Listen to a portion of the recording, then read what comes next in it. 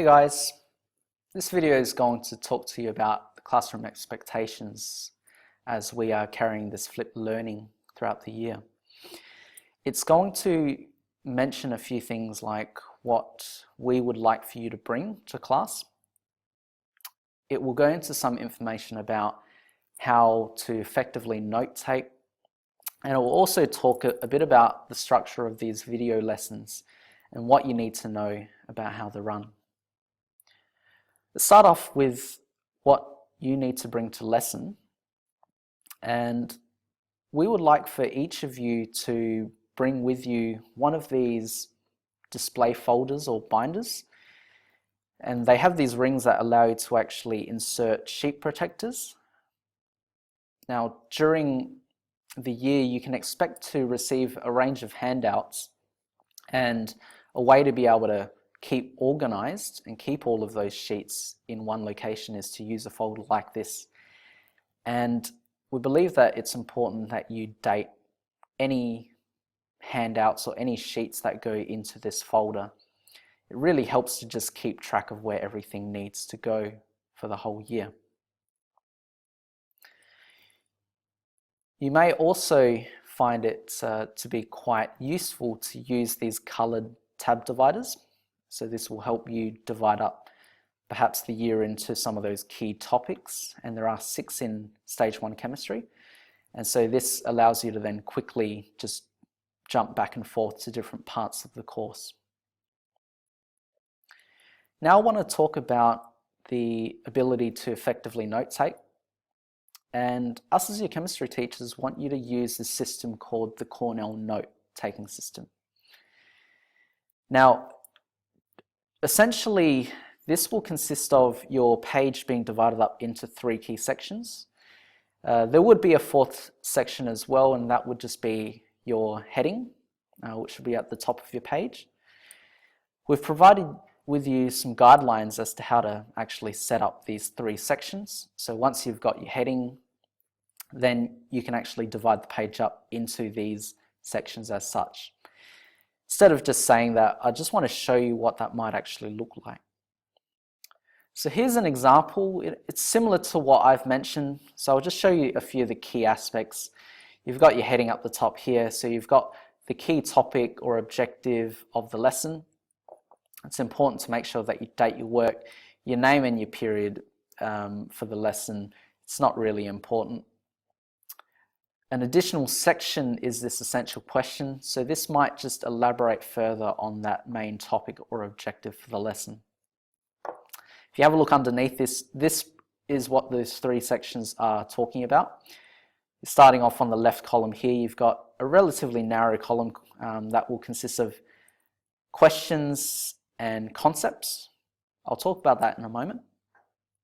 You've got a section for you to then record some notes.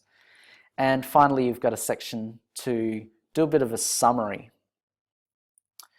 So we'll start off with the biggest section, which is the notes section. And this box obviously is for you to be able to write your notes. Now, in between different ideas, we just want you to skip a line as well. So it just makes it a lot clearer what the different ideas are. You don't need to use complete sentences, and we actually encourage you to develop your own system for using abbreviations. And I'll just give you an example. So, you might have learnt a little bit about subatomic particles, and instead of writing the word proton, we could use a P with a positive symbol to represent proton.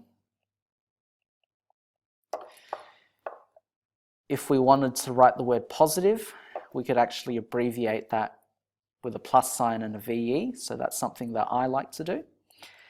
And you're going to develop your own shorthand method of abbreviating different words. This will just help speed up the process for you to note take as you watch these videos. Over to the left-hand column, where it says questions. So you may actually do this after you've done your note taking, and this will help address what it is that your notes are actually trying to explain. So you might do that in the form of a question or you might do it in the form of a particular concept. So it could be understanding the subatomic particles that make up all atoms, or learning about the electron configurations and writing the electron configurations of the first 38 elements.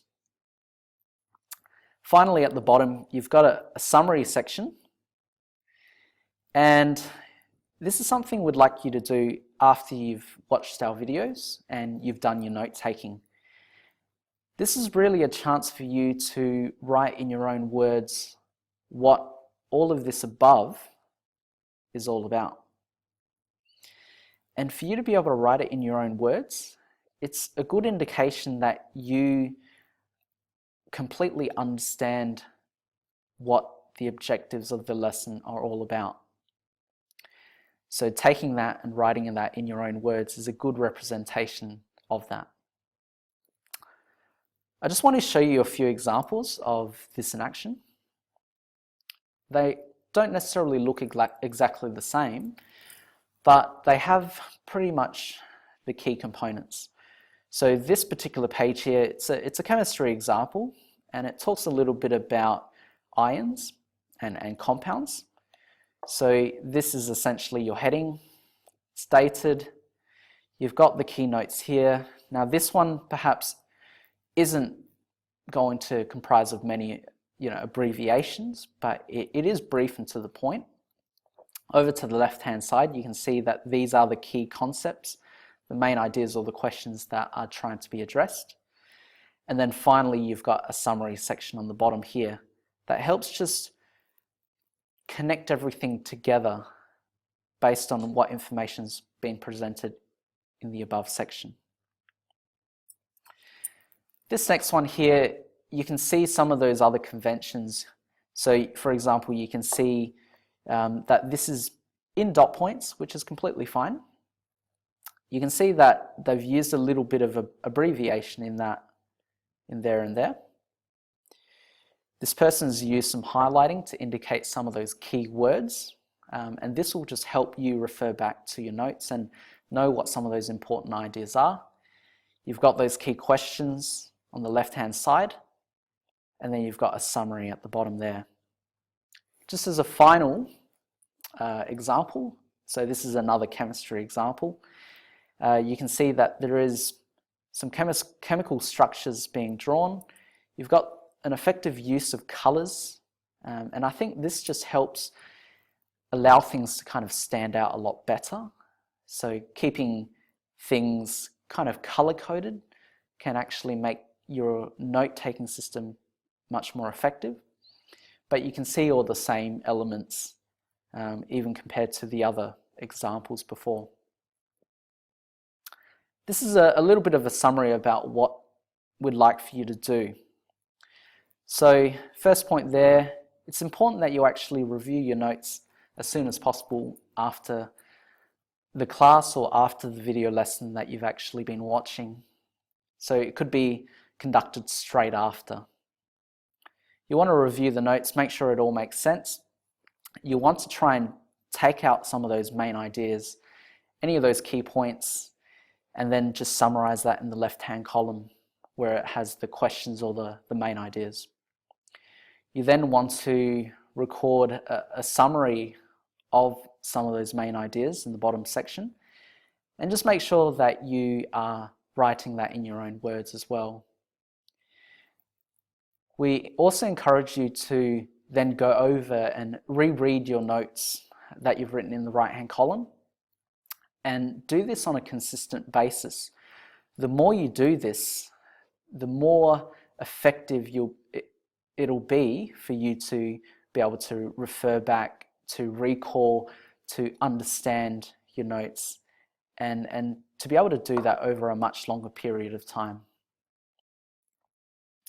Finally, I just want to talk to you about these presentations that we will be using, and just the general layout, which you've somewhat seen already.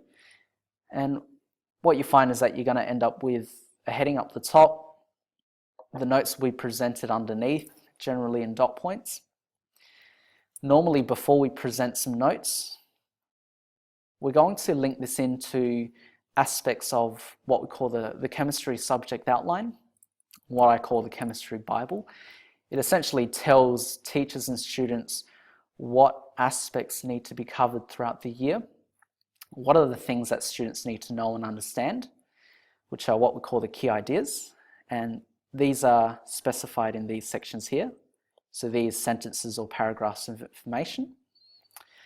And it also includes the intended student learnings. So what we can see here in the dot points. This is what we want students to be able to demonstrate. So what knowledge and understanding you should actually be able to demonstrate, perhaps in a test or an exam. All of this is essentially what you could be assessed on.